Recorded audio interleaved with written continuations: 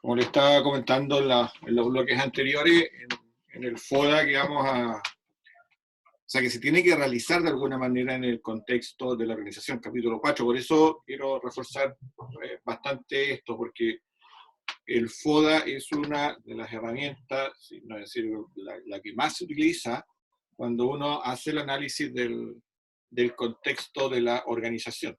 ¿Ya? Así que, bueno, ahí viene la explicación de lo que se hace, pero tener claro qué es lo que nos entrega a nosotros el FODA. El FODA a nosotros nos va a entregar, déjenme entrar acá a la lámina que no me la muestra la pantalla. El FODA, déjenme incluir a María Cecilia, acá, ya. No sé por qué no me quiere, ahí está.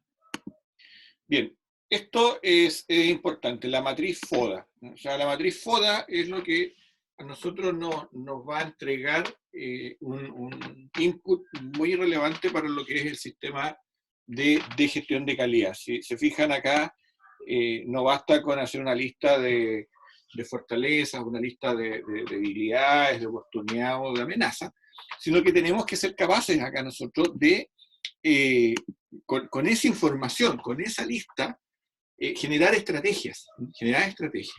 Y esto, tengan cuidado, muchas veces no se ve claramente establecido en los análisis. Si ustedes se fijan, yo por ejemplo acá, con mi lista de fortalezas, aquí tengo mis fortalezas, las cruzo con mi lista de oportunidades y defino lo que se denominan las estrategias maxi-maxi. O sea, maximizar tanto las fortalezas como las oportunidades de la organización. O sea, aquí yo genero estrategias importantes, considerando los factores internos, fortalezas de la empresa y además qué oportunidades me está ofreciendo el medio, el entorno, las oportunidades. Después tengo otro cuadrante de estrategia que se llaman la estrategia mini-maxi. ¿Qué significa eso? Bueno, las estrategias que me ayudan a minimizar, en este caso, las debilidades que tengo en el cuadrante superior y maximizar las oportunidades. Entonces yo aquí genero estrategias. De ahí les voy a mostrar a la lámina siguiente un ejemplo. Posteriormente tengo estrategias que apuntan a maximizar las fortalezas, ¿ya? Que se llama maxi-mini, y minimizar las amenazas. O sea, muchas veces uno visualiza un FODA, uno lo ve, pero ve una lista. Aquí están las fortalezas, aquí están las amenazas, las debilidades, ¿no es cierto?, las oportunidades. Pero bueno, aquí me lleva esa lista. Y eso es relevante porque en un sistema de gestión de calidad y en general en cualquier planificación estratégica que uno haga, cuando usa estas herramientas, la está haciendo para generar estrategias, estrategias que tienen que ser coherentes, que tienen que ser consistentes. Entonces esa consistencia un poco me la resuelve esta matriz que yo les estoy explicando. Entonces tenemos acá después la estrategia de mini-mini, que hay que minimizar en este caso las debilidades, o sea, minimizo las debilidades y también minimizar las amenazas. ¿Qué tengo que hacer yo como organización para minimizar estos aspectos que van a estar presentes dentro de la organización o fuera de ella? Así que es muy relevante esto que les estoy mostrando. Bueno, les planteo, este es un ejemplo, o sea, es bastante pequeña acá la letra, van a tener que después del PDF que les tengo en el aula ahí, leerla, agrandarla un poco más, de que tenga mejor visión, pero si se fijan aquí está la matriz FODA aplicada. Esto, ojo, esto van a tener que hacer ustedes dentro del trabajo. Entonces, veamos algunos ejemplos. Si se fijan, acá tenemos fortalezas, por ejemplo, esta es una empresa, es una implementación de un sistema de gestión de calidad en una fábrica de estas bolsas ecológicas, estas bolsas reutilizables, y ese es el análisis FODA de esta empresa. Entonces, por ejemplo, leyendo algunas fortalezas que acá se visualizan, dice, tienen conocimiento experto y experiencia en el sector. Hay prestigio. Acuérdense que lo que son fortalezas son desde el punto de vista interno. Esto que está acá todo es interno. Trato personalizado a clientes, alto grado de motivación a todos los niveles de la organización. Esto de acá también sigue siendo interno, tenemos nuestras debilidades, bajo poder de negociación con los clientes, falta de mecanismos formales de control de gestión. Todo esto es manejable por la organización. Y esto de acá tenemos las oportunidades y las amenazas en los factores externos. Entonces acá tenemos interés, en este caso como oportunidad a nivel mundial por el cuidado del medio ambiente. Eso es una oportunidad en el cual, claro, hoy día aparecen aspectos de que hay que cuidar y que las bolsas, lógicamente, que no son reciclables, se están tratando de eliminar. ¿Qué es lo que está acá? La eliminación del uso de bolsas también es una oportunidad. En este caso, quien fabrica bolsas ecológicas lo ve como una oportunidad. Lógicamente, el fabricante de las bolsas tradicionales, ¿se acuerdan de las bolsas de supermercado que nos entregaban 20 bolsas cuando uno iba a hacer las compras del mes? Eso para ellos fue una amenaza, o bien, si se hubiesen reinventado, lo pueden ver como una oportunidad para cambiar su foco de negocio. Entonces acá en el centro, a no explicar ahí cada uno de estos cuadrantes, están las estrategias y ejemplos de estrategia. Por ejemplo, algo que me potencie, ¿no es cierto? Aquí estamos en estrategias maxi-maxi, maximizar las fortalezas y maximizar las oportunidades. Entonces, dice, ofrecer precios competitivos a partir de la alta variedad de proveedores internacionales, ¿no? Entonces, lo que ve acá busca una estrategia concreta que va a maximizar tanto fortalezas identificadas como oportunidades. Entonces, por ejemplo, el ingreso a mercados internacionales también se ve como una oportunidad interesante. Entonces, son elementos acá que de alguna forma me van a ir ayudando a ver cuáles de estas estrategias son las que yo tengo que priorizar. Tenemos 4 focos, por ejemplo, las mini-mini, las estrategias que buscan minimizar las amenazas y minimizar las debilidades. Acá tenemos como estrategia realizar estudios de mercado constantemente para poder ofrecer precios competitivos. Eso es por la alta competencia, ¿no es cierto?, que hay, por el poco poder de negociación con los clientes, ¿se fijan? Entonces, aquí hay una estrategia concreta. Y eso, dentro de cualquier organización, le genera, de alguna manera, un mapa de ruta, hacia dónde la empresa debe dirigir sus esfuerzos, y bueno, detrás de cada uno de estas estrategias no es que aparezcan mágicamente de un día para otro, hay que definir recursos, con qué recursos lo voy a hacer, hay que definir responsables, hay que priorizar. Pueden haber estrategias de corto plazo, estrategias de mediano y de largo plazo. Por lo tanto, uno tiene que mirarlo de una manera bastante estructurada y después comenzar a priorizar según los plazos, según el esfuerzo, según los recursos, según las urgencias que tenga la organización en ese momento. ¿Ya? Así que ahí tenemos en concreto lo que es una matriz FODA. Uno puede encontrarle algún detalle, alguna cosa, pero es un ejemplo para que tengan claro lo que van a tener que hacer después dentro del caso aplicado que van a estar trabajando, ¿no? Una matriz FODA. Bueno, veamos brevemente qué significa, para explicar en detalle el concepto acá. Déjenme, me silencié, no, que no puedo moverme la pantalla aquí, yo me estoy tapando yo mismo, para acordarme que decía. Entonces, aquí está, ¿no es cierto? Los factores externos vinculados al análisis del contexto. Entonces tenemos eventualmente, como les decía, este análisis PEST, que uno lo llama, el ambiente, se ven varios factores externos, los cuales la organización no tiene cómo manejarlos, ¿no?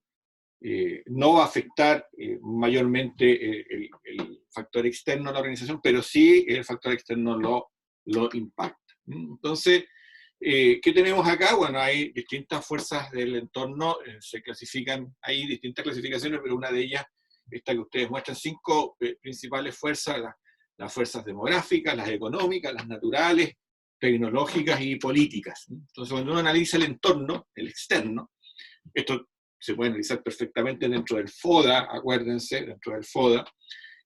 Bueno, las fuerzas demográficas, porque la composición de la población, el crecimiento de esta, cómo está la formación, la calificación del grupo, cómo están formados los hogares, cambios geográficos que puedan ir ocurriendo dentro de los distintos grupos de interés que pueda tener la organización. Tenemos fuerzas económicas, que ya también se las he mencionado cuando se puso como ejemplo los factores externos. Esto también, ¿qué pasa con la economía? Si bien es cierto, las cifras no son muy alentadoras en términos económicos, pero es muy probable que a lo mejor el 2022, estamos hablando de un año y medio más aproximadamente, tengamos una economía que va a tener un fuerte crecimiento. Y eso eventualmente hay que verlo también como una oportunidad para empezar a analizar qué estrategias se van a seguir en ese momento, ¿no? Actualmente, por ejemplo, algo que las empresas de transporte, tenemos precios del petróleo bastante bajos.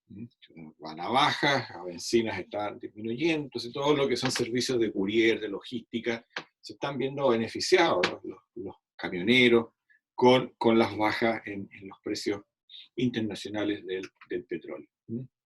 Las fuerzas naturales, aquí esto está sacado de algunos textos hace ya un tiempo atrás, y bueno, lógicamente el aumento en los costos, en algunos costos energéticos. Yo les decía que el petróleo ha ido bajando de precio, pero la contaminación ambiental, el gobierno, las leyes que a veces pueden ser bastante restrictivas para algunas empresas, generan también una situación que hay que poner atención. Y, bueno, lógicamente las pandemias, ahí desde el punto de vista natural, pensándolo como un factor que hoy día es el que nos está preocupando a todos y por el cual estamos mucho más sensibles.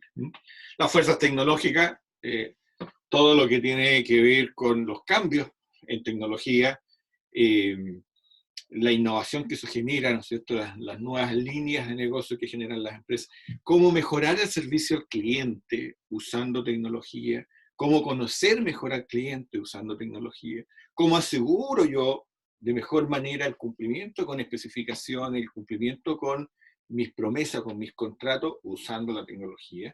Por lo tanto, eso ayuda a verlo también como oportunidad. Y ojalá que las fuerzas tecnológicas fueran una oportunidad para todos y no una amenaza. Bueno, fuerzas políticas.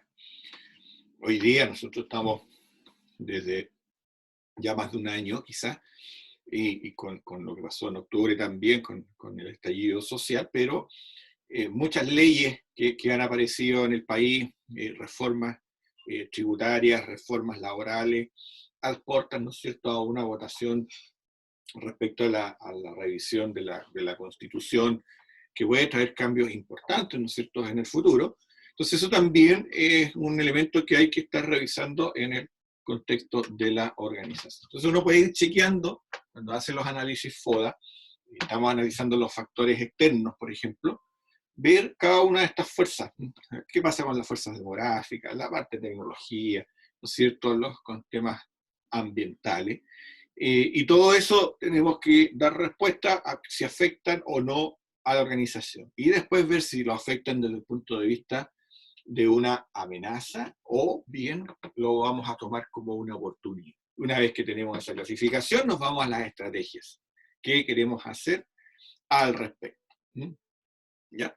Y la última herramienta que acá se utiliza, adicional al FODA, al análisis PEST, es el modelo de las 5 fuerzas de Porter, en el cual uno también hace análisis del entorno, principalmente del entorno competitivo que se llama, y podría estar presente en este análisis del contexto. Como les digo, estas son herramientas que uno sugiere que se apliquen en el capítulo 4 de la norma ISO 9001.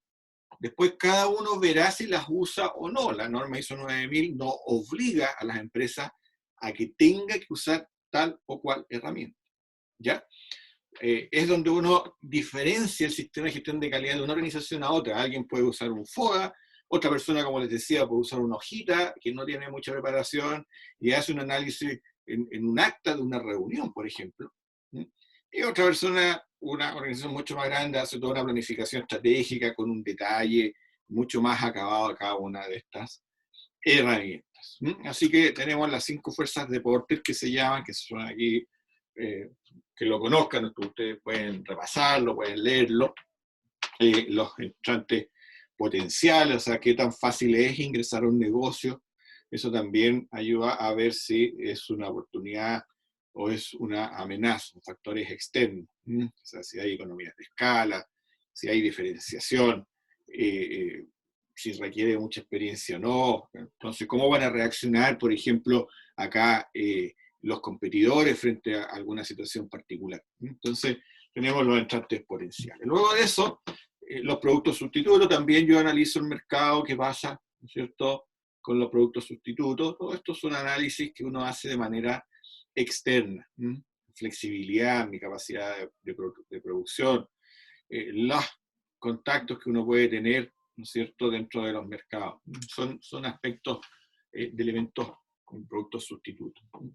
El comportamiento de los clientes también es un factor externo sobre el cual yo tengo que ver. Está concentrado el mercado, o sea, hay muchos clientes en pocos espacios, ¿no?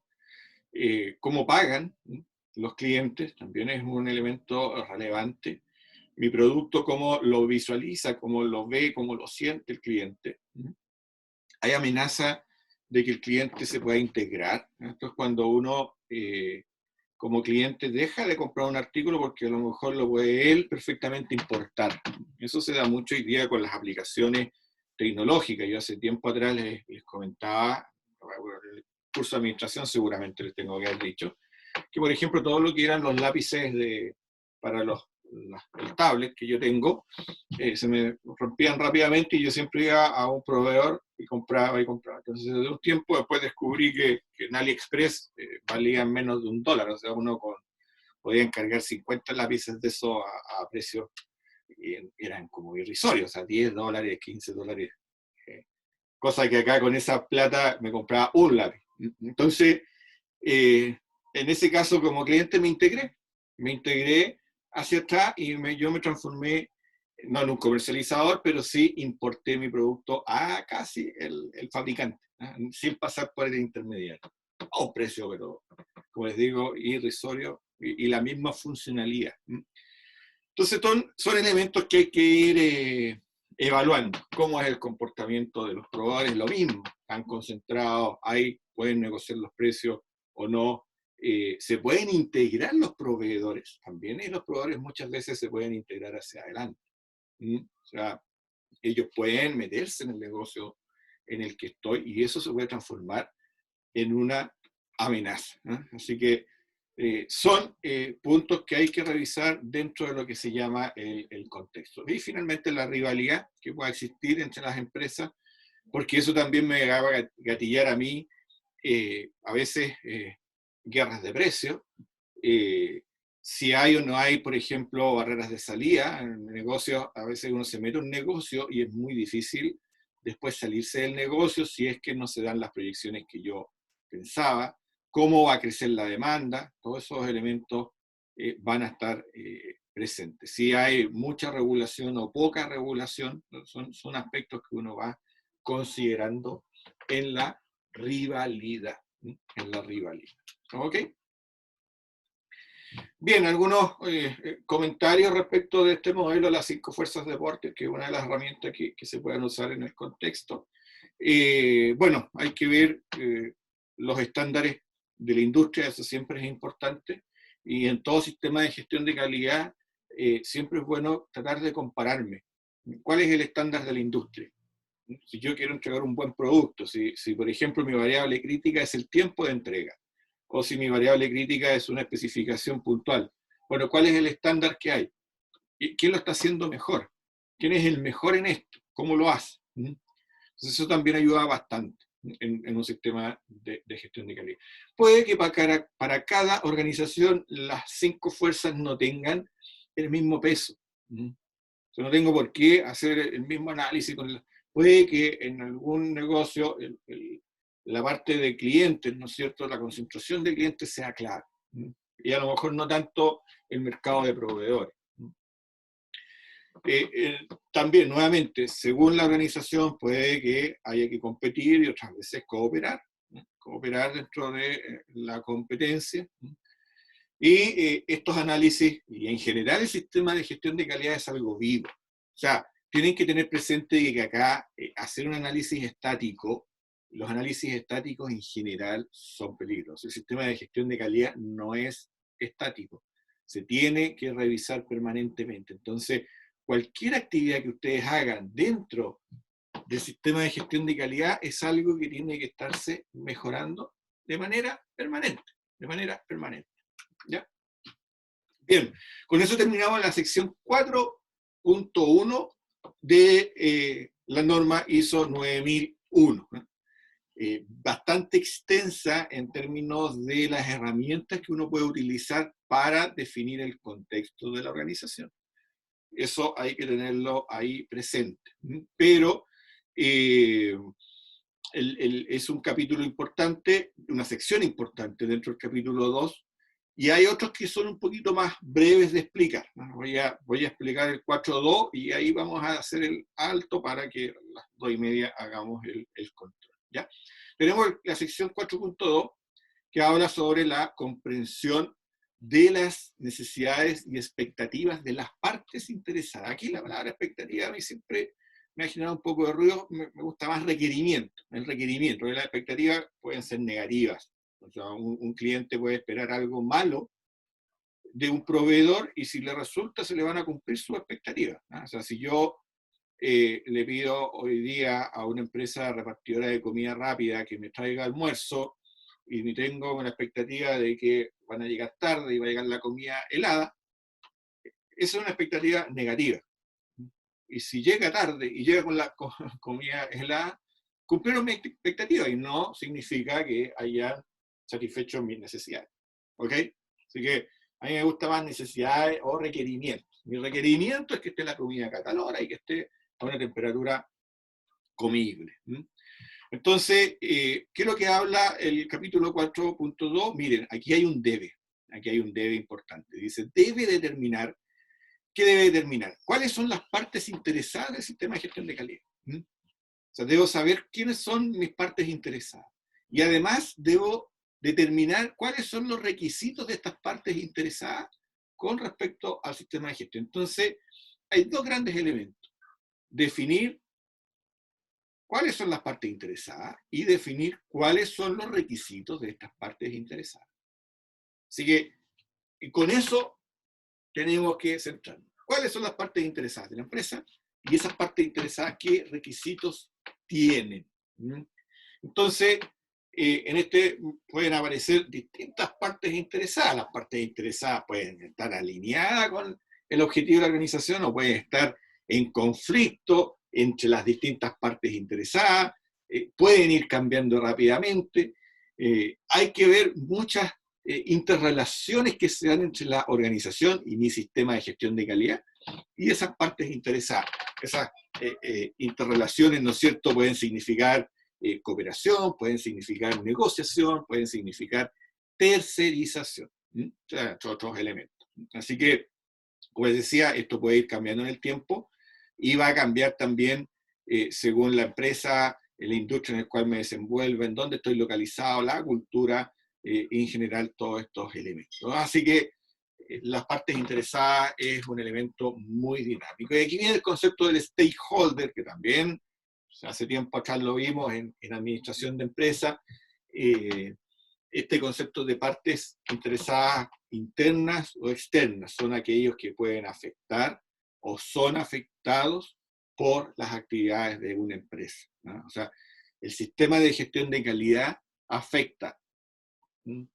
O al sistema de gestión lo pueden afectar, ¿no? Estas partes interesadas, como les digo, ¿se ven afectadas o pueden afectar? Ese es el concepto que hay detrás. Bueno, vamos a ver estos ejemplos de partes interesadas y les voy a dar el espacio para que comiencen a desarrollar el control, se los voy a explicar también brevemente. Bueno, ejemplos de partes interesadas, proveedores, por ejemplo, es una parte interesada, cuáles son sus necesidades, sus expectativas o requerimientos, que se les pague a tiempo, ejemplo. El proveedor quiere que entregue su producto y que se les pague dentro del plazo que está convenido, 30 días, 60 días, al contado, dependiendo del acuerdo. La sociedad también es una parte interesada. La sociedad, ¿qué espera de una organización? ¿Qué espera de un sistema de gestión de calidad? Bueno, responsabilidad social, protección del medio ambiente, espera compromiso, ¿no es cierto?, con la comunidad. No quiero que hagan ruido, no quiero que contaminen. Todos esos elementos. Los trabajadores, bueno, buen ambiente laboral. Así que vaya a trabajar yo contento, que no me estrese, que no me enferme. Sueldo justo, otro elemento, está en el tapete. Un sueldo ético, ¿no? Que sea justo a lo que desarrolle. Por mencionar alguna, alguien también quiere, ¿no es cierto?, que en una empresa exista tranquilidad. Otras personas trabajan no por un sueldo grande, sino que trabajan por estabilidad, ¿no? Que la empresa me dé estabilidad, que me permita crecer profesionalmente. Bueno, todo eso son expectativas y que hay que ir identificando. Los accionistas, por ejemplo, otra parte interesada, bueno, que la empresa crezca. Rentabilidad. Los accionistas exigen rentabilidad, exigen que haya crecimiento, innovación, mejoramiento, sostenibilidad de la organización en el tiempo, que también puede ser la sostenibilidad parte de los trabajadores, o sea, que la empresa permanezca. Los clientes como parte interesada, calidad, precios competitivos, condiciones claras, capacidad de respuesta. Bueno, uno puede enumerar una serie de necesidades y expectativas que van a ir apareciendo. ¿Bien? Entonces, uno de los aspectos aquí relevantes, acuérdense, identificar las partes interesadas y conocer cuáles son los requerimientos de esas partes interesadas. Los clientes tienen que estar, son una parte interesada, claramente. Y de ahí usted va a definir los trabajadores, los accionistas, los proveedores, bueno, en general todos estos stakeholders que yo les muestro dentro de esta lámina. Bien, preguntas, dudas hasta acá. ¿No? Entonces vamos a dejar hasta acá esta primera parte de la tarde. ¿Ya? Voy a detener la grabación acá.